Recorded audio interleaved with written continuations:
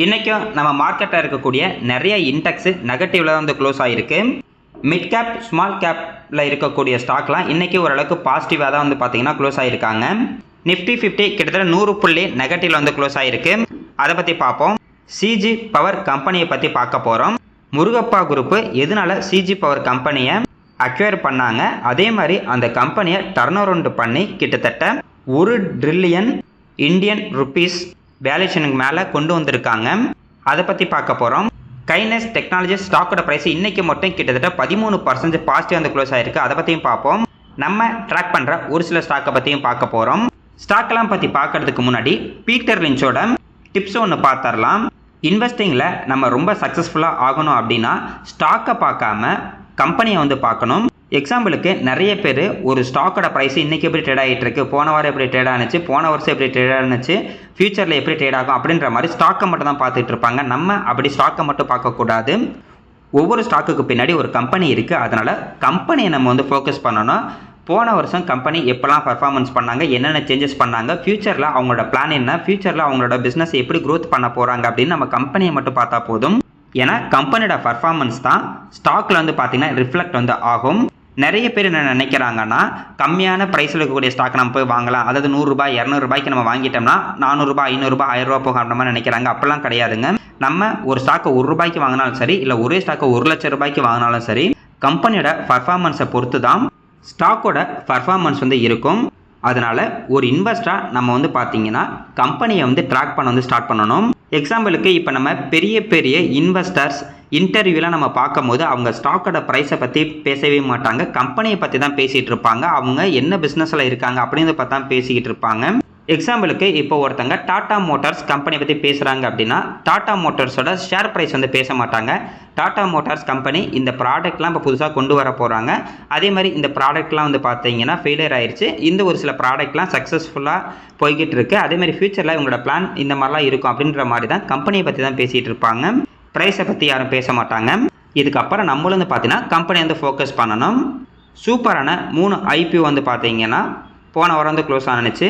நேற்று வந்து பார்த்தீங்கன்னா யார் யாருக்கெல்லாம் கிடச்சிருக்கோ அவங்களுக்கு வந்து பார்த்தீங்கன்னா அலாட்மெண்ட் வந்து ஷெடியூல் பண்ணாங்க. யார் யாருக்கெல்லாம் கிடைக்கலையோ அவங்களுக்கு இன்றைக்கி வந்து பார்த்தீங்கன்னா ரீஃபண்ட் வந்து ஆகிருக்கு. டிசம்பர் 9ஆம் தேதி இந்த 3 ஐபிஓவும் நாளைக்கு வந்து பார்த்தீங்கன்னா லிஸ்ட் ஆக போகுது. நானும் இந்த 3ல் ஒரு ஐபிஓக்கு நான் வந்து பார்த்தீங்கன்னா சப்ஸ்கிரிப்ஷன் வந்து பண்ணியிருந்தேன், ஆனால் எனக்கு வந்து கிடைக்கல. அமௌண்ட்டு இன்றைக்கி காலையிலே வந்து பார்த்தீங்கன்னா ரீஃபண்ட் ஆயிடுச்சு. யார் யாருக்கெல்லாம் கிடச்சிருந்துச்சோ அவங்களுக்கு இன்னும் மெயில் வந்திருக்கும். யார் யாருக்கெல்லாம் கிடைக்கலையோ உங்களுக்கு வந்து பார்த்தீங்கன்னா அமௌண்ட் வந்து ரீஃபண்ட் ஆகிருக்கும். அப்படி ரீஃபண்ட் ஆகலை அப்படின்னாலும் இந்த ஒரு வாரத்துக்குள்ளே வந்து பார்த்தீங்கன்னா ரீஃபண்ட் வந்து ஆகிடும். இது எல்லாமே பேங்க்கை பொறுத்து வந்து மாறும். நாளைக்கு தாங்க தெரியும் எவ்வளோ லிஸ்டிங் கெயின் வந்து ஆக போகுது அப்படின்னு. வெயிட் பண்ணி பார்ப்போம். நான் வந்து பார்த்தீங்கன்னா அப்ஸ்டாக்ஸ் தான் யூஸ் பண்ணிக்கிட்டு இருக்கேன். நானும் இது வரைக்கும் நிறைய ஐபி வந்து அப்ளை பண்ணியிருக்கேன், ஆனால் எனக்கு ஒன்று கூட வந்து கிடைக்கல. நீங்கள் யாராவது அப்ஸ்டாக்ஸ் யூஸ் பண்ணி உங்களுக்கு ஏதாவது ஒரு ஐபிஓ கிடச்சிருந்துச்சுன்னா சொல்லுங்கள். ஏன்னா எனக்கே டவுட்டாக இருக்குது. ஐபிஓ வந்து பார்த்தீங்கன்னா அப்ஸ்டாக்ஸில் வந்து கரெக்டாக அந்த அப்ளை ஆகுதா ஆகலையா அப்படின்ற ஒரு டவுட்டு எனக்கும் இருக்குது. இல்லை நீங்கள் வேறு ஏதாவது டிமெண்ட் அக்கௌண்ட் யூஸ் பண்ணி உங்களுக்கு ஐபிஓ கிடச்சிருந்தாலும் என்ன டிமெண்ட் அக்கௌண்ட் யூஸ் பண்ணீங்க அப்படின்னு சொல்லுங்கள். நிஃப்டி 50 இன்றைக்கி கிட்டத்தட்ட 119 புள்ளி நெகட்டிவாக தான் வந்து க்ளோஸ் ஆகிருக்கு. 0.46% பார்த்தீங்கன்னா நெகட்டிவ். காலையில் ஓப்பன் ஆனதுக்கப்புறம் வந்து பார்த்தீங்கன்னா கிட்டத்தட்ட 10:30க்கெல்லாம் ரொம்ப நெகட்டிவ் போனாங்க. அதுக்கப்புறம் கொஞ்சம் கொஞ்சமாக வந்து இன்க்ரீஸ் ஆகிட்டாங்க. எம்ஓ டிஃபென்ஸு கிட்டத்தட்ட 0.90% பாசிட்டிவ். சில்வர் பீஸ் வந்து பார்த்தீங்கன்னா கொஞ்சம் ஃப்ளாட்டாக தான் இருந்துச்சு, அது பாசிட்டிவாக தான் இருந்தாங்க. கோல்டு பீஸு கொஞ்சம் நெகட்டிவ். ஆட்டோ பீஸு நெகட்டிவ் ஒரு 0.5%. பார்மா பீஸ் வந்து பார்த்தீங்கன்னா 0.5% நெகட்டிவ். ஐடி பீஸு கிட்டத்தட்ட 1% நெகட்டிவ். ஐடி கம்பெனிஸ் இன்றைக்கி நிறைய ஸ்டாக்கோட ப்ரைஸ் வந்து கொஞ்சம் டவுனில் தான் இருந்துச்சு. நிஃப்டி பீஸு 0.37% நெகட்டிவ். மிட் 150 பீஸு 0.39% வந்து பாசிட்டிவ் இருந்தாங்க. இன்றைக்கி ஸ்மால் கேப் அண்ட் மிட் கேப்பில் இருக்கக்கூடிய ஒரு சில ஸ்டாக்லாம் நல்ல ஒரு பாசிட்டிவ் தான் இருந்தாங்க. ஃபஸ்ட்டு மசகான் டெக் பில்டர்ஸை பற்றி பார்த்துடலாம். காலையில் ஓப்பன் ஆகும்போது நல்ல ஒரு நெகட்டிவில் வந்து ஓப்பன் ஆனாங்க, ஆனால் போக போக கொஞ்சம் அப்படியே ஃப்ளாட்டாக வந்துட்டாங்க.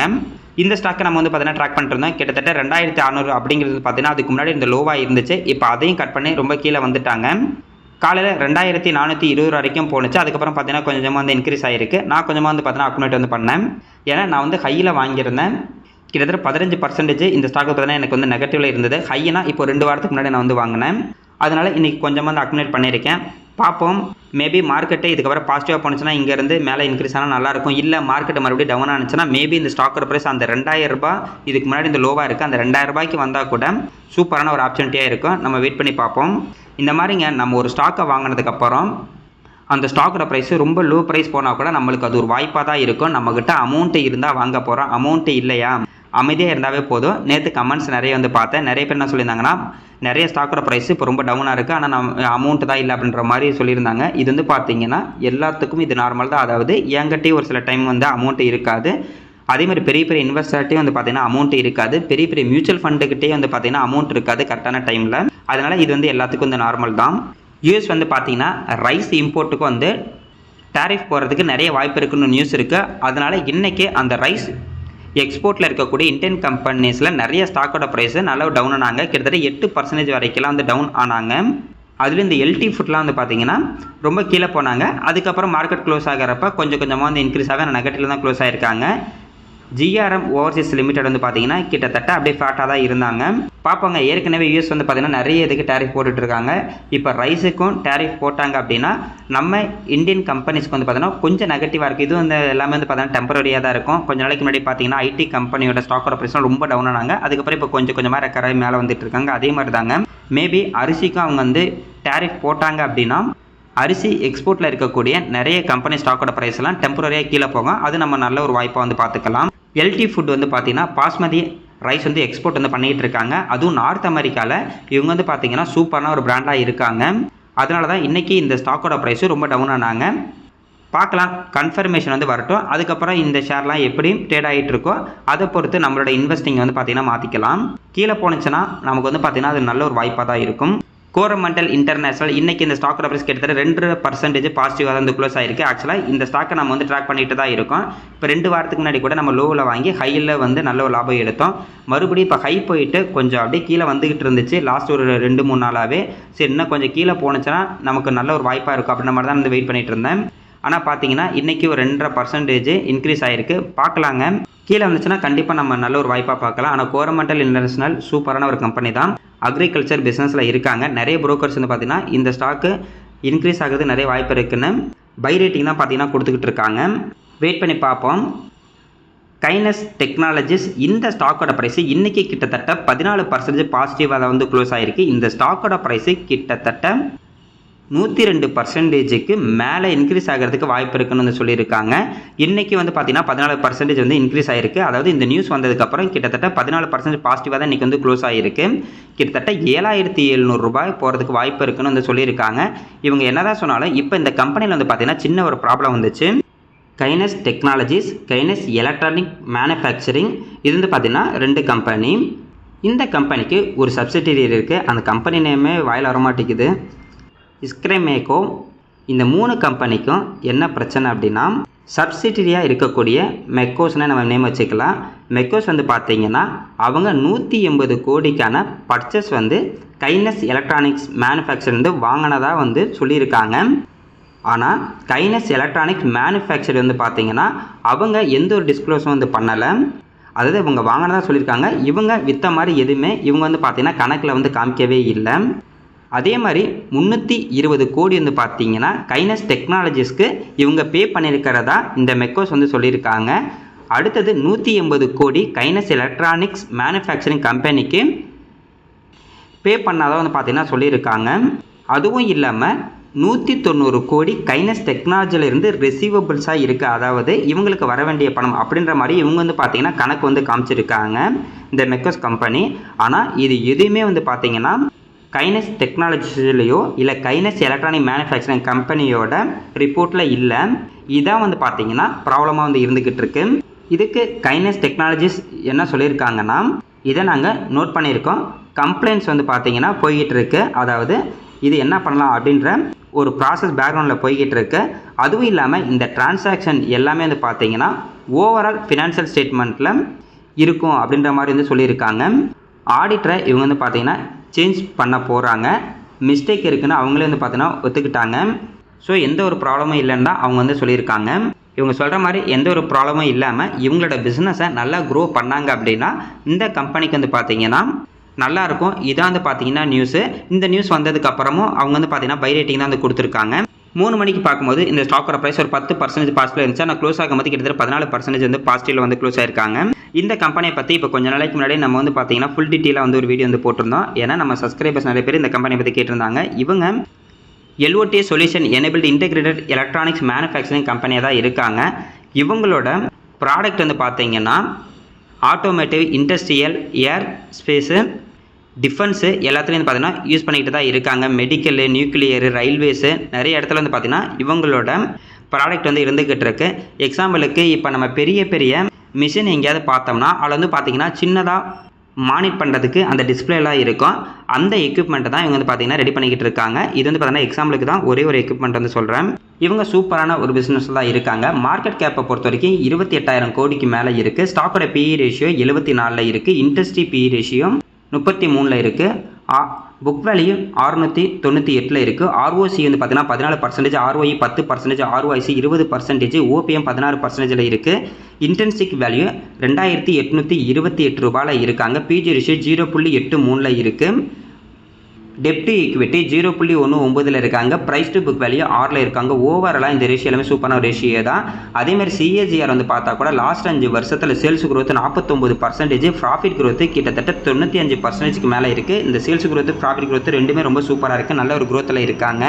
ஸ்டாக்கோட ப்ரைஸை பொறுத்த வரைக்கும் லிஸ்டாகி 3 வருஷம் தான் இருக்குது. கிட்டத்தட்ட 74% இந்த ஸ்டாக்கோட ப்ரைஸ் லிஸ்டானது இன்க்ரீஸ் ஆகிட்டே இருக்குது. லாஸ்ட் ஒரு வருஷத்தில் தான் கிட்டத்தட்ட 40% டவுனில் இருக்குது. ரிட்டர்ன் ஈக்விட்டி வந்து பார்த்தீங்கன்னா 11% வந்து இருக்குது. இந்த ஸ்டாக் வந்து பார்த்தீங்கன்னா கரெக்டாக இதுக்கு முன்னாடி இருந்த லோ அப்படிங்கிறது அந்த 4000 தான் இருந்துச்சு. கரெக்டாக வந்து பாருங்கள், இன்றைக்கி அந்த லோவை போய் டச் பண்ணிவிட்டு கரெக்டாக அந்த நியூஸ் வந்ததுக்கு அதுக்கும் அப்படியே இன்க்ரீஸ் ஆகிட்டாங்க. இந்த மாதிரி தாங்க எந்த ஒரு ஸ்டாக்காக இருந்தாலும் அதுக்கு முன்னாடி இருந்த லோக்கு வந்துச்சு அப்படின்னா ஏதாவது ஒரு நியூஸ் வரும். இல்லை அப்படின்னாலும் கரெக்டாக அந்த லோக்கு வந்துருச்சுன்னா அந்த ஸ்டாக்கோட ப்ரைஸு இன்க்ரீஸ் ஆகும். ஏன்னா நிறைய பேர் அந்த இடத்துல வந்து வாங்குவாங்க. அதனால வந்து இன்க்ரீஸ் ஆகிறதுக்கு நிறைய வந்து ஒரு வாய்ப்பு இருக்கும். இருந்தாலும் இந்த ஸ்டாக்கோட ப்ரைஸ் வந்து கிட்டத்தட்ட 32% வந்து நெகட்டிவில் தான் இருக்குது. இன்க்ரீஸ் ஆனால் ரொம்ப நல்லாயிருக்கும். அடுத்தது CG power and industrial solution limited. இவங்களும் பவர் சிஸ்டம் அண்ட் இண்டஸ்ட்ரியல் சிஸ்டத்துக்கு தேவையான end-to-end சொல்யூஷன் வந்து கொடுத்துக்கிட்டு இருக்காங்க. எக்ஸாம்பிளுக்கு மோட்டாரு, பவர் டிரான்ஸ்மிஷனுக்கு தேவையான மிஷினு, ஃபேனு, செமிகண்டக்டர் எல்லாமே வந்து பார்த்தீங்கன்னா மேனுஃபேக்சரிங் அண்ட் சேல்ஸ் வந்து பண்ணிக்கிட்டு இருக்காங்க. அதே மாதிரி இவங்க வந்து ரயில்வேக்கும் இவங்களோட ப்ராடக்ட் வந்து பார்த்தீங்கன்னா சப்ளை வந்து பண்ணிக்கிட்டு இருக்காங்க. இந்த கம்பெனி வந்து பார்த்தீங்கன்னா சூப்பரான ஒரு கம்பெனி தான். இருந்தாலும் லாஸில் வந்து போயிட்டு இருந்துச்சு.